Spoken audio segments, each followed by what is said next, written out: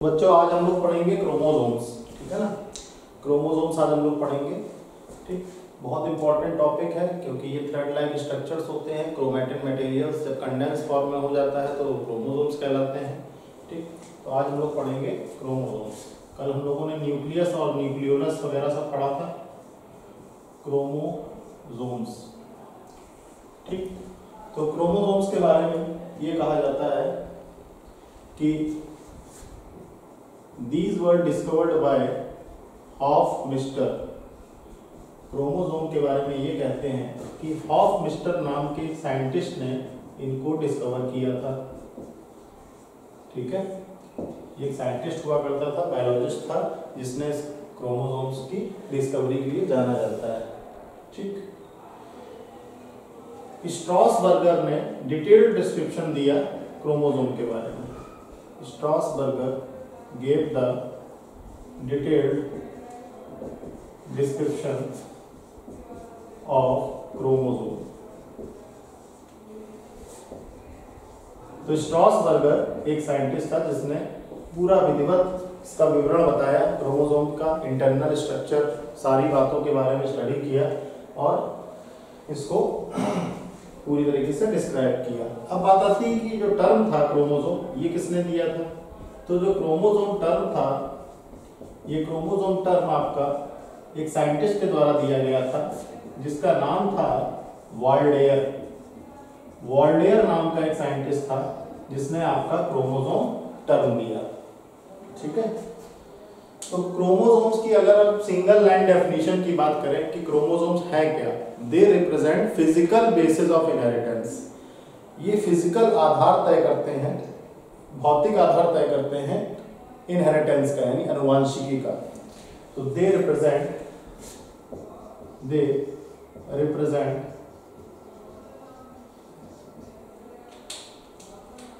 Physical basis of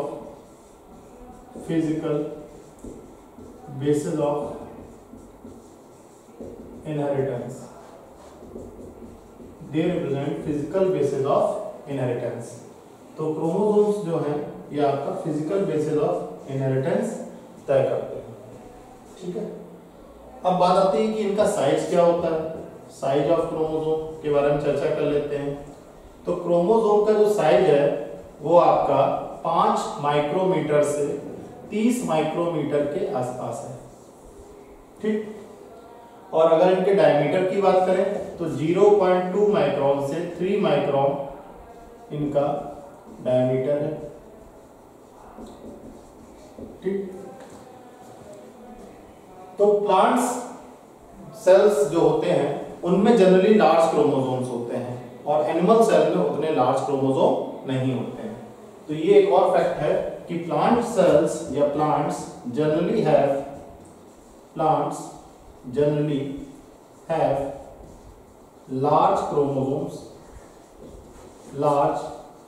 chromosome than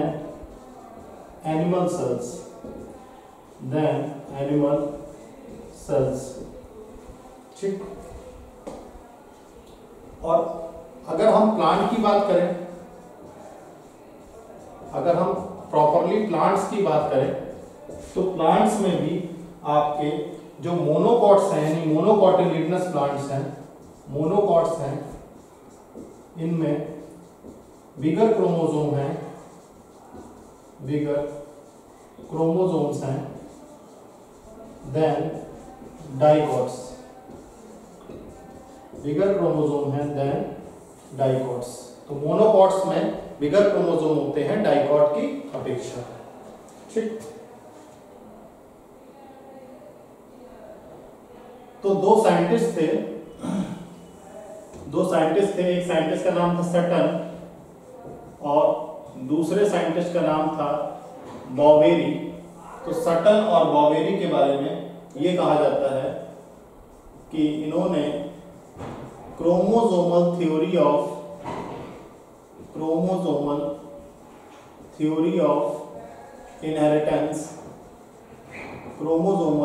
of inheritance को propose किया था। ठीक,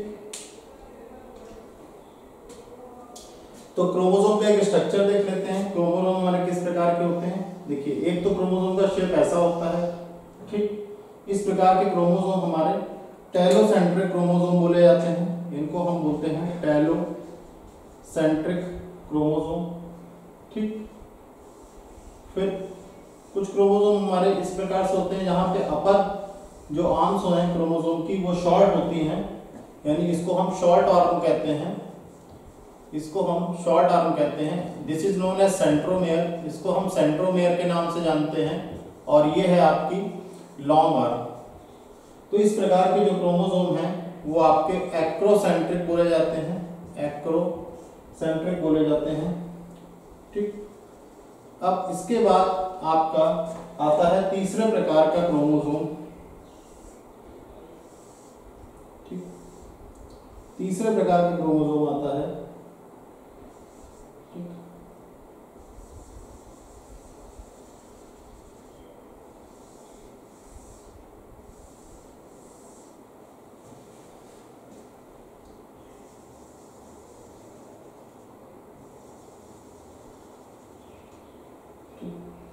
तो ये जो है, जो बीड लाइन स्ट्रक्चर है, इसको हम कहते हैं सैटेलाइट, ठीक। और ये हमारा सेकेंडरी कंस्ट्रक्शन कहलाता है। ये एरिया सेकेंडरी कंस्ट्रक्शन बोलते हैं इसको, ठीक। तो इस प्रकार का जो क्रोमोसोम होता है इसको हम कहते हैं सब मेटासेंट्रिक, इसको हम कहते हैं सब मेटासेंट्रिक, ठीक।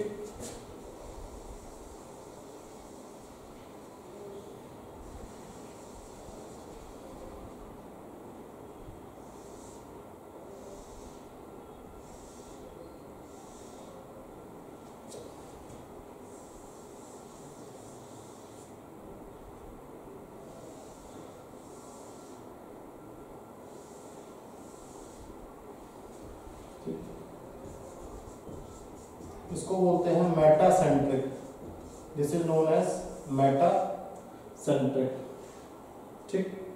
तो ये आपका पहला है आपका टेलोसेंट्रिक, दूसरा है आपका एक्रोसेंट्रिक, और तीसरा है आपका सब मेटासेंट्रिक, और चौथा है आपका मेटासेंट्रिक, ठीक। इसको हम मेटासेंट्रिक कहते हैं, ठीक।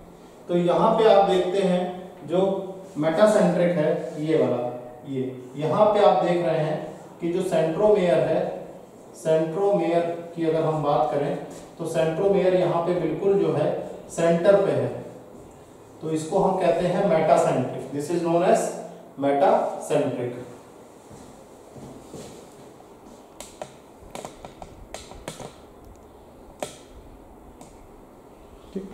तो यहाँ पे आप देख रहे हैं कि क्रोमोसोम जो है इसको हम, यहाँ जो इसका सेंट्रोमेयर है, ये जो सेंट्रोमेयर है इसको हम देखते हैं कि ये बिल्कुल जो है सेंटर पे है, तो इसका नाम है मेटासेंट्रिक, ठीक। फिर इसके बाद आता है सब मेटासेंट्रिक, ठीक। तो यहाँ पे जो पोजीशन है सेंट्रोमेयर की, पोजीशन ऑफ सेंट्रोमेयर की जो पोजीशन है वो आपकी सब टर्मिनल है, सॉरी सब सेंट्रिक है, सब सेंट्रिक है। यहाँ पे पोजीशन जो सेंट्रोमेयर की है वो सब सेंट्रिक है। इसके बाद आप देखते हैं एक्रोसेंट्रिक। एक्रोसेंट्रिक में आप देख रहे हैं कि जो ये सेंट्रोमेयर है, ठीक, ये सेंट्रोमेयर की जो पोजीशन है वो है सब टर्मिनल, यानी बिल्कुल लास्ट में नहीं है मगर टर्मिनल से आधा, टर्मिनल यहाँ पे है तो उसकी आधी डिस्टेंस पे यहाँ पे आपका सेंट्रोमेयर लोकेट होता है, ठीक। टेलोमेयर की, टेलोसेंट्रिक की अगर आप क्रोमोसोम की सेंट्रोमेयर की लोकेशन देखें तो यहाँ पे जो सेंट्रोमेयर है, ये सेंट्रोमेयर आपका टर्मिनल पोजीशन पे लोकेट होता है। तो इस प्रकार से हमने 4 प्रकार के क्रोमोसोम देखे जिनकी लोकेशन सेंट्रोमेयर के आधार पे अलग अलग तरीके से, सेंट्रोमेयर की जो लोकेशन उसके आधार पे 4 प्रकार के क्रोमोसोम्स कैटेगराइज होते हैं, ठीक। So this was all about the introduction of chromosomes. इसको आप नोट डाउन कर लीजिए।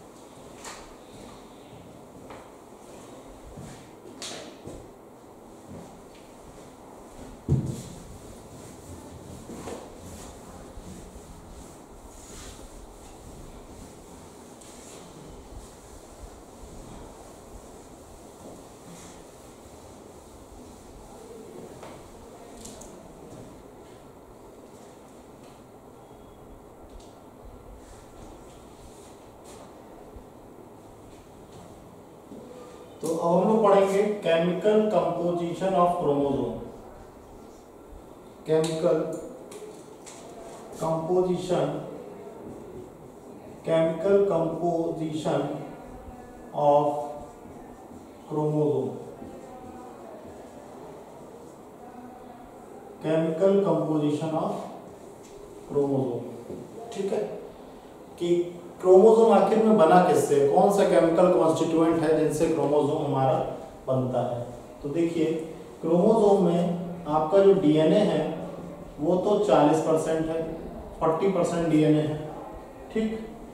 हिस्टोन की अगर हम बात करें तो हिस्टोन आपका यहाँ पे 50% के आसपास है, ठीक। नॉन हिस्टोन प्रोटीन की बात करें, नॉन हिस्टोन प्रोटीन्स की बात करें तो 5% से 10% के आसपास है, ठीक। आरएनए की बात करें तो आरएनए आपका यहाँ पे 1.5% है, 1.5%। और बाकी आपके ट्रेस अमाउंट्स में कैल्शियम आयंस हैं, Fe++ है, Mg++ है और बाकी आपका लिपिड्स है, ठीक। तो ये तो है आपका क्रोमोसोम का केमिकल कंपोजिशन, ठीक।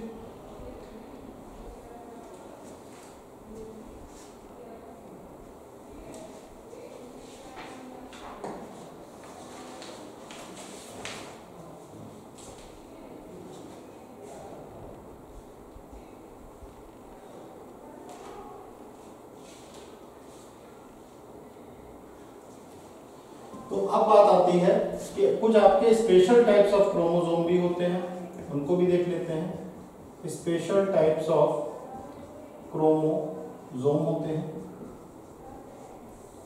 स्पेशल टाइप्स ऑफ क्रोमोसोम में आपका पहला जो आता है उसको हम क्रोमोसोम को कहते हैं lamp brush chromosome. Lamp brush chromosome, ठीक। तो लैंप ब्रश क्रोमोसोम्स के बारे में पहली बार अगर किसी व्यक्ति ने ऑब्जर्व किया था तो उसका नाम था फ्लेमिंग। पहली बार फ्लेमिंग नाम के साइंटिस्ट ने लैंप ब्रश क्रोमोसोम को ऑब्जर्व किया, फर्स्टली ऑब्जर्व्ड बाय फ्लेमिंग, ठीक। उन्होंने इसको अगर डिस्क्राइब करने की बात की जाए तो डिस्क्राइब इसको रकर्ट नाम के साइंटिस्ट ने किया था, डिस्क्राइब्ड बाय रकर्ट, ठीक। तो लैंप ब्रश क्रोमोसोम पहली बार कहाँ मिले थे। तो लैंप ब्रश क्रोमोसोम की जो लोकेशन थी वो आपके York ridge primary oocytes of York ridge primary oocytes of amphibians. So they are found in York Ridge primary oocytes of amphibians. यहाँ पे इनकी लोकेशन मिली थी, ठीक। तो इसके अलावा ये परमानेंट डाइप्लोटीन स्टेज में पाए जाते हैं। They are found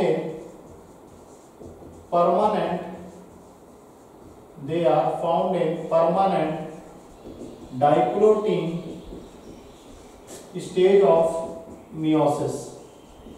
डाइप्लोटीन stage of meiosis, तो ये परमानेंट आपके डाइप्लोटीन स्टेज ऑफ मियोसिस में पाए जाते हैं, ठीक। अगर इनके साइज की बात की जाए तो इनका जो साइज है वो 5.9 मिलीमीटर है, 5.9 मिलीमीटर इनका साइज है, ठीक।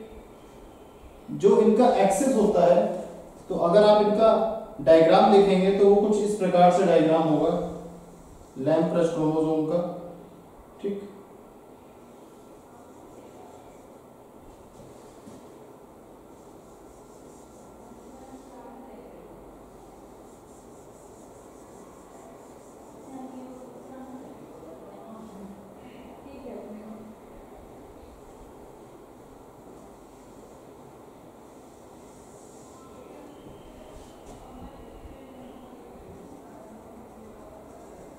इस प्रकार से डायग्राम होता है लैम्ब्डस क्रोमोसोम का।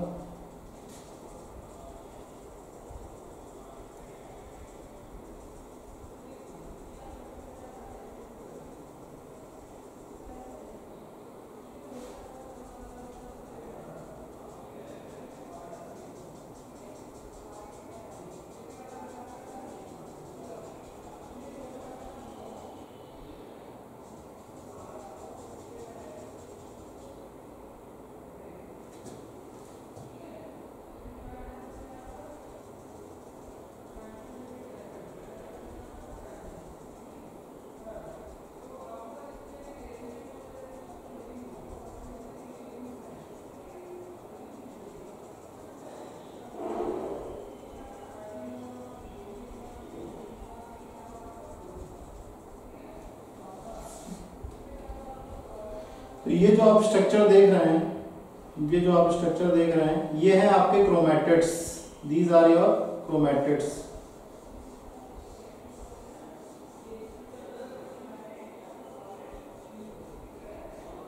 ठीक, इनको हम कहते हैं क्रोमैटिड्स।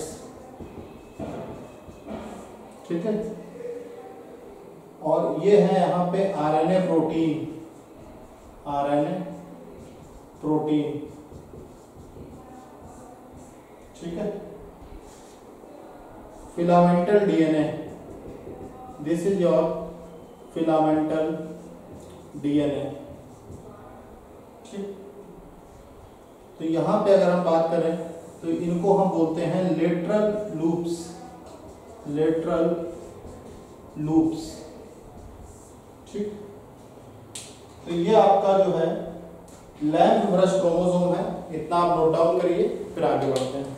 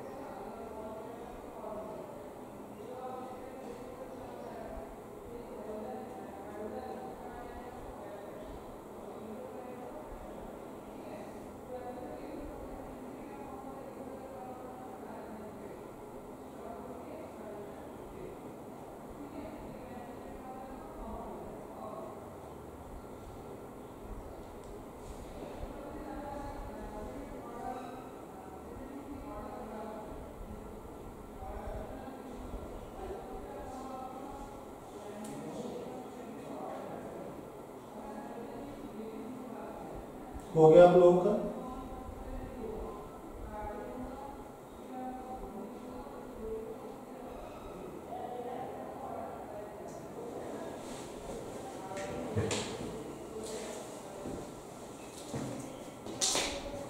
ठीक।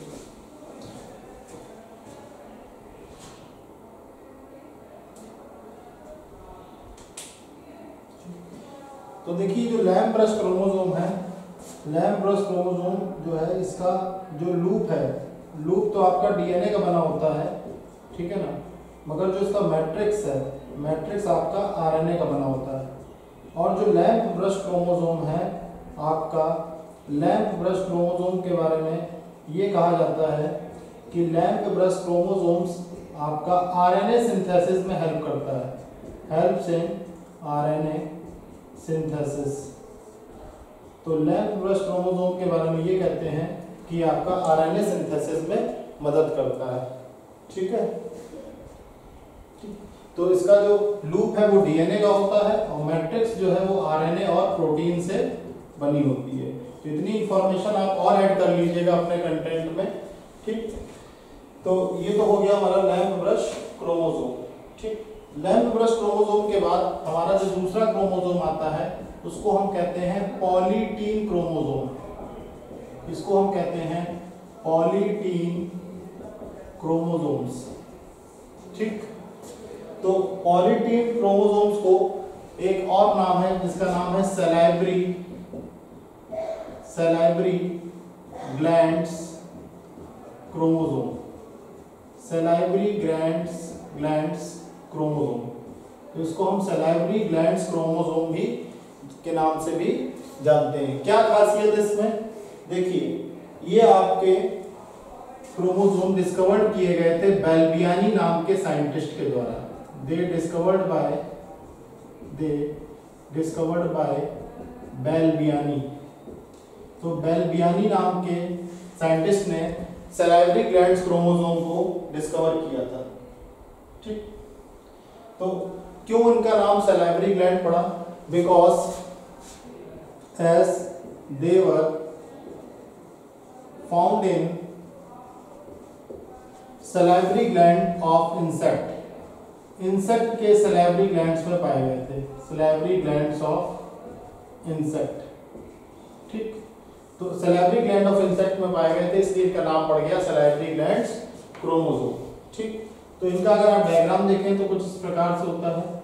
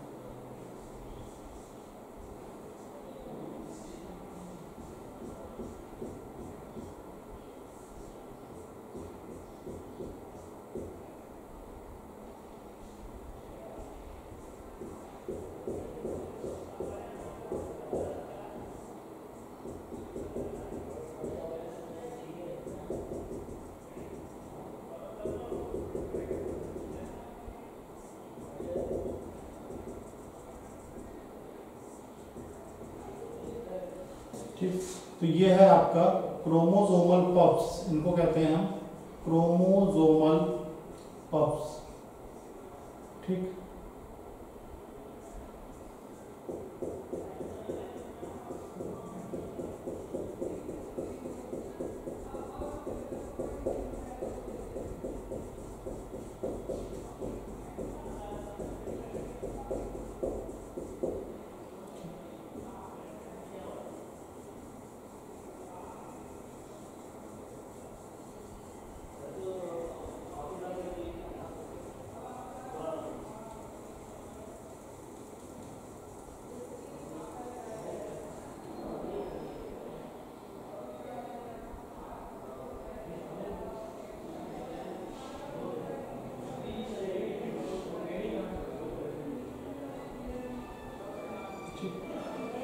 इसकी अगर हम बात करें तो ये जो है यहाँ पे कुछ आपके डार्क बैंड्स हैं।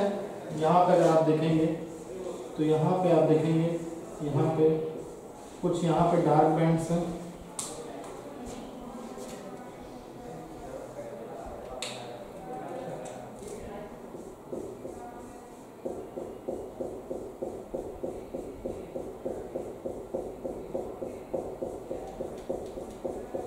तो ये आपके डार्क बैंड्स हैं, यहाँ पे डार्क बैंड्स पाए जाते हैं, ठीक है। और यहाँ पे आप देखेंगे तो यहाँ पे आपके लाइट स्टेन्स होते हैं, लाइट बैंड्स होते हैं। तो ये आपका एक प्रकार से जो है इस प्रकार का डायग्राम रहता है यहाँ पे, जिनको हम पॉलीटीन क्रोमोसोम या सैलिवरी ग्लैंड क्रोमोसोम्स कहते हैं, क्योंकि ये एक इंसेक्ट्स के सैलिवरी ग्लैंड्स में मिलते हैं। यहाँ बीच में क्रोमोसोमल पफ्स होते हैं और इस साइड में डार्क बैंड्स हैं और कुछ जगह यहाँ पे लाइट बैंड्स हैं, ठीक है। तो इस तरीके से आप देखते हैं कि जो सैलिवरी ग्लैंड्स हैं, सैलिवरी ग्लैंड्स इंसेक्ट के पाए जाने की वजह से ये आपके सैलिवरी ग्लैंड क्रोमोसोम्स बोले जाते हैं। इनको हम क्या कहते हैं, पॉलीटीन क्रोमोसोम्स या सैलिवरी ग्लैंड क्रोमोसोम्स, ठीक। अब बात आती है कि इनका साइज क्या होता है। अगर इनके साइज की हम बात करें तो साइज इनका 2000 माइक्रोमीटर के आसपास होता है, यानी काफी बड़ा साइज होता है इन क्रोमोसोम्स का, ठीक। इसके अलावा यहाँ पे आप देखेंगे कि इनका जो स्ट्रक्चर है वो काफी विशालकाय है, बहुत ज्यादा बड़ा है, यानी जायंट स्ट्रक्चर है। और इनका जो जायंट साइज है, their giant size, huge size, जो आप इनका जायंट साइज देख रहे हैं वो सिर्फ और सिर्फ इस वजह से है क्योंकि इनका होता है एंडोमाइटोसिस। एंडोमाइटोसिस की प्रक्रिया की वजह से इनका जायंट साइज हो जाता है, ठीक। तो इस जायंट साइज की वजह से, एंडोमाइटोसिस की वजह से, ठीक, आप देखते हैं कि इनका जो साइज है वो काफी बढ़ जाता है, ठीक।